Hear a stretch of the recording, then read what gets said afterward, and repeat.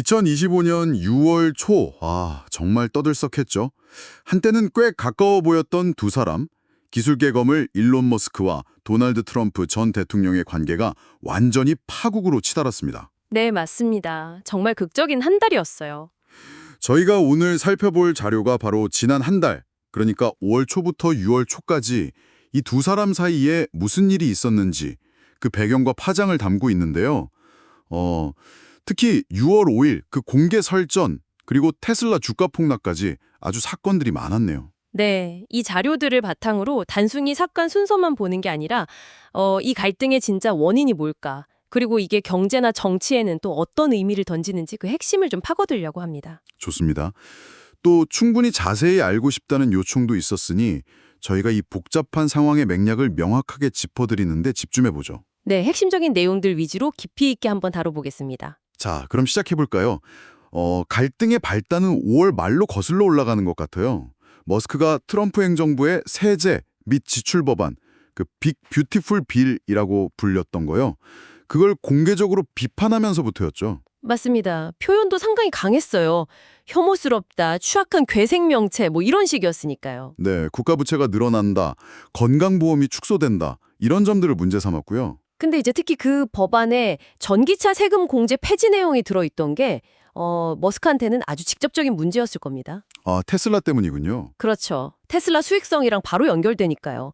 그리고 또 자기가 잠시 맡았던 그 정부 효율부, 오디오, 지외지라고 했죠.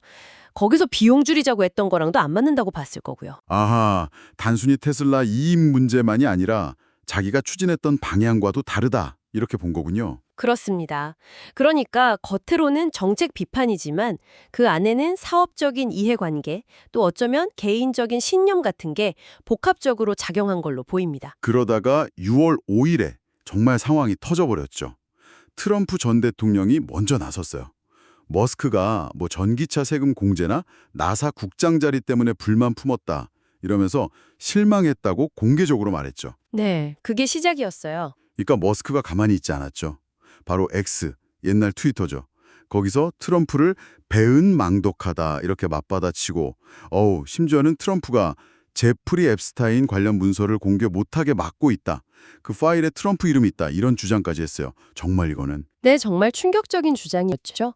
앱스타인 사건 자체가 워낙 민감한 사안이지 않습니까? 성범죄, 인신매매 이런 의혹들이 얽혀 있는데 그렇죠. 여기에 트럼프 전 대통령 이름을 직접 연결시킨 건 이건 그냥 비방을 넘어선 거죠. 굉장히 위험한 공격이었어요. 앱스타인 변호사 쪽에서도 바로 사실 아니라고 반박했고요. 증거가 명확하지 않은 상태에서 그런 주장을 한 거군요. 네, 그래서 파장이 더 클 수밖에 없었습니다. 트럼프 전 대통령 반응도 엄청났죠. 머스크를 미쳤다고 하고 스페이스X랑 테슬라에 들어가는 정부 계약이나 보조금, 이게 38억 달러가 넘는다는데 이걸 중단시킬 수도 있다, 이렇게까지 위협을 했어요. 네, 압박 수위를 정말 최고조로 끌어올린 거죠. 그 여파는 바로 시장에서 나타났습니다. 그날 테슬라 주가가 무려 14.26%나 폭락했어요. 14%요? 와. 네, 시가총액으로 따지면 거의 1,500억 달러가 그냥 사라진 겁니다. 머스크 개인 자산도 3,530억 달러 정도 줄었다고 하고요. 그런데 머스크는 여기서 멈추지 않고 그 다음엔 또 트럼프 관세 정책을 비판하면서 X에다가 설문조사를 올렸어요.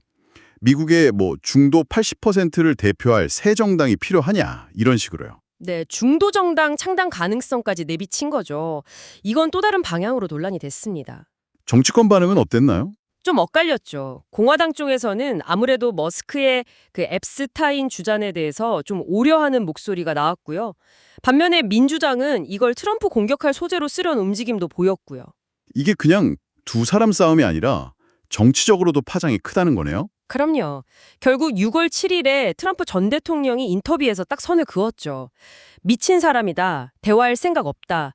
관계 회복 가능성을 완전히 닫아버린 겁니다. 완전히 결별 선언이군요. 네. 사실상 파국에 이른 거죠. 그럼 왜 이렇게까지 상황이 왔을까? 그 원인을 좀 정리해 볼 필요가 있겠는데요.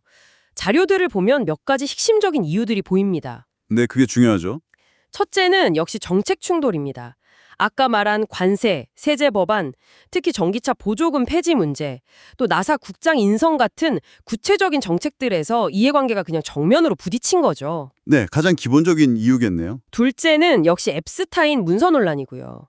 이게 갈등을 확 키우는 뭐랄까 기폭제가 됐는데 근거가 부족하다는 점이 또 문제죠. 그렇죠. 그 부분이 참 셋째는 개인적인 감정 대립입니다. 과거에 머스크가 선거 자금도 기부하고 그랬다는데 서로 배은망덕하다, 미쳤다 이런 격한 말을 주고받으면서 감정의 골이 깊어진 거죠. 인간적인 부분도 작용한 거군요. 네. 그리고 넷째는 테슬라가 처한 위기 상황도 좀 봐야 합니다. 그때 주가도 떨어지고 불매운동 얘기도 나오고 좀 사업적으로 어려운 상황이었거든요.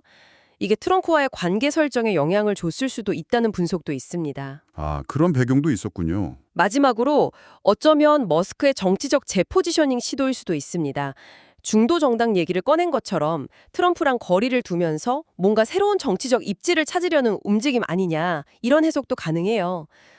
요즘 기술계 리더들이 워싱턴 정치에 더 적극적으로 관여하려는 흐름과도 좀 연결해서 볼 수 있고요. 와, 정말 복합적이네요. 정리하면 정책 충돌, 앱스타인 논란, 개인 감정, 테슬라 위기, 그리고 정치적 재포지셔닝 가능성까지 이런 것들이 다 얽히면서 결국 파국으로 간 거군요. 네, 그렇게 볼 수 있습니다. 그 여파는 테슬라 주가 폭락이라는 당장의 경제적 충격도 컸지만 정치적으로도 계속 영향을 미치고 있죠. 6월 7일에 트럼프 전 대통령이 그렇게 강경하게 나왔으니 단기간에 관계 회복은 어려워 보이네요. 네, 당분간은 힘들겠죠. 머스크는 계속 정책 비판하면서 자기 목소리를 내고 있고요. 이 불확실성이 테슬라나 스페이스X는 물론이고 미국 정치 전체에도 계속 어떤 변수가 될 것 같습니다. 단순히 그냥 두 유명 인사의 싸움으로만 볼 게 아닌 것 같습니다. 이번 사건을 보면서 여러분도 여러 생각을 하셨을 텐데요.